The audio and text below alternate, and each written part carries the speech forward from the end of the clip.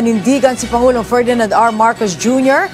na poprotektahan ang kapakanan ng mga manggagawang Pilipino. Sa katunayan, ngayong pagdiriwang ng Labor Day, inilatag ng Pangulo ang mga handog na serbisyo at aksyon ng pamahalaan para mapabuti ang pamumuhay ng bawat Pilipinong manggagawa. Si Kenneth Pasyente sa Sentro ng Balita Live. Yes, Angelique, muling tiniyak ni Pangulong Ferdinand R. Marcos Jr. ang mga hakbang ng pamahalaan para itaguyod ang kapakanan ng mga manggagawang Pilipino. Sa kanyang pagdalo sa 123rd na anibersaryo ng Labor Day dito sa Pasay City, kinilala ng Pangulo ang mga gagawa na anya'y pundasyon ng lipunan at pinakamahalagang yaman ng bansa. Kaya todo kayod anya ang pamahalaan para suklian ang sakripisyo ng mga ito. Kabilang na riyan, Angelique, ang pagpupursige na mapalakas ang ekonomiya ng bansa sa pamamagitan ng panghihikayat ng mga investor na magre-resulta sa libu-libong mga trabaho. Mula 2022 hanggang sa nakaraang taon, 27 bilyon dolyar na halaga na puhunan ang pumasok sa ating bansa. Sa parehong panahon, lagpas 4 na trilyon piso puhunan ang naitala ng ating investment promotion agencies. Ang mga kumpanyang ito ay inaasahang gagawa ng higit 352,000 trabaho para sa ating mga kababayan. Ipinunto rin niya na kabilang sa mga hakbang ng pamahalaan ang pagsasagawa ng mga job fair na nagresulta ng pagbaba ng unemployment rate. Dulot ng masiglang ekonomiya, noong nakaraang taon, naabot natin ang pinakamababang unemployment rate sa loob ng 20 taon. 4.3%, pinakamababa sa 20 taon.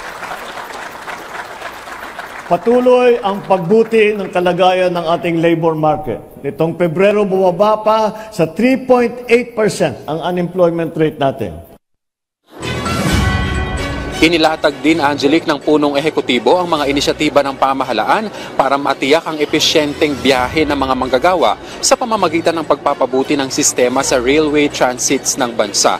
Sa usapin naman ng taas sahod, sinabi ng Pangulo na dinig ng gobyerno ang hinaing na ito ng mga manggagawa. Pero kailangan anya itong pag-aralang mabuti. We hear the call of our workers for better wages and assure you that your concerns are being addressed through the regional tripartite wages and productivity boards. The government stands firm in its commitment to protecting and advancing workers' welfare while promoting inclusive economic development.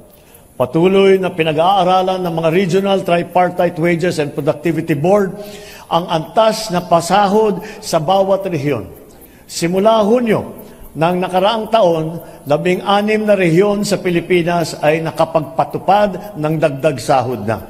Sa kabuuan, 28 wage order na ang naaprubahan.